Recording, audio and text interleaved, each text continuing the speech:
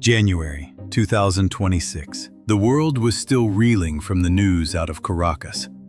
In a lightning operation that stunned the globe, U.S. Special Forces had captured Nicolás Maduro.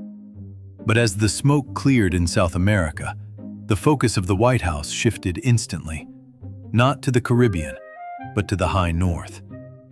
Within hours of the Venezuelan operation, a single post from the inner circle of the Trump administration sent a shockwave through European capitals. It was a simple image: the American flag draped over the island of Greenland, with one word attached: soon. Welcome to Redline History. Today we are analyzing why the joke of 2019 has become the military reality of 2026.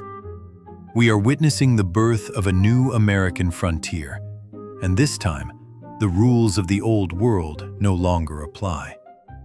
Back in 2019, Donald Trump's interest in Greenland was dismissed as a real estate mogul's eccentric whim. The media laughed at the idea of buying a country. But in his second term, the rhetoric has undergone a terrifying evolution. We are no longer talking about a business transaction. We are talking about the Trump Corollary to the Monroe Doctrine. Under this new 2026 directive, Washington has officially declared that any delinquent landlord in the Western Hemisphere, specifically those who cannot defend their own territory from Chinese or Russian incursions, is a threat to U.S. survival. And in the eyes of the Pentagon, Denmark is now that delinquent landlord. The world changed in early 2025. Following his re-election, Trump didn't just ask to buy the island. He appointed a special envoy with a single mission: to integrate Greenland into the United States.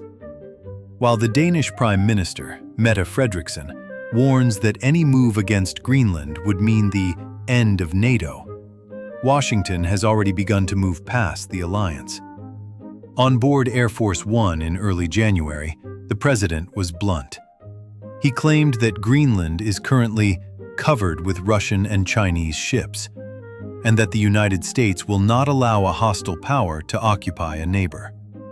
Whether Denmark likes it or not, the American red line has been moved to the very edge of the Arctic Circle. This isn't about property anymore. It's about the fact that as of 2026, the status quo is dead. The ice is melting at a rate that has rendered 20th century maps obsolete, and the U.S. has decided that it will no longer wait for permission to secure its own backyard. The strategy is clear. If the front door of the Atlantic isn't locked, the United States is going to take the keys.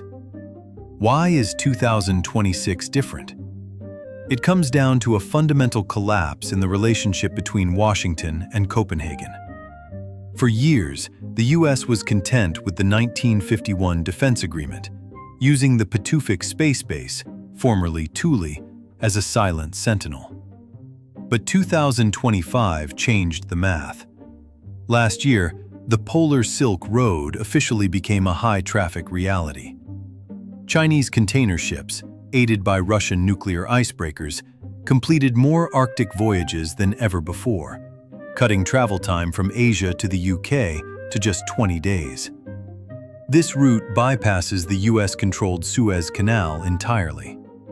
To the Trump administration, every Chinese ship in these waters is a red line violation.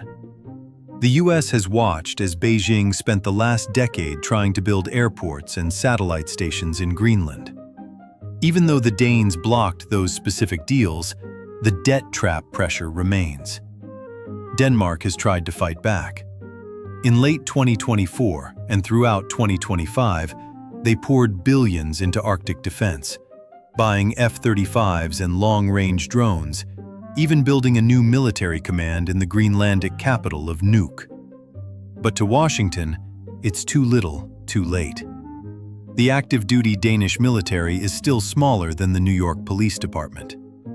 This is where the 2026 hostile takeover enters its second phase: the economic seduction. According to recent reports, The White House is preparing an offer that would bypass the Danish government entirely and speak directly to the 57,000 people living on the island. The plan? A compact of free association, modeled after U.S. territories in the Pacific. Washington isn't just offering infrastructure. They are rumored to be considering direct cash payments, ranging from $10,000 to $15,000 for every single Greenlandic citizen, in exchange for joining the U.S. fold. For a population whose economy is currently kept on a leash by a $600 million Danish subsidy, the American offer is designed to be life-altering. The U.S. is betting that if they can't buy the land from the king, they will buy the loyalty of the people. Before we dive into the dark timeline, the potential for a kinetic conflict with a NATO ally, we need to hear from you. After the military success in Venezuela, does the U.S. have the right to act unilaterally in its own hemisphere? Or is Greenland a bridge too far? Drop your comment below. The Red Line History team reads every response. And if you want to understand the hidden forces that the mainstream media is too afraid to touch, hit that like button and subscribe to Red Line History. We follow the movements that change the maps. Under the receding ice of 2026 lies a treasure map that has turned a diplomatic spat into a national security emergency. Greenland doesn't just have minerals, it has mineral independence. As of last year, China's export controls on rare earth elements have crippled Western automotive and defense industries. Every F-35 fighter jet requires nearly 1,000 pounds of these materials. Every Virginia-class submarine needs 9,000. China currently controls 90% of this supply chain. They have a strategic chokehold on American power.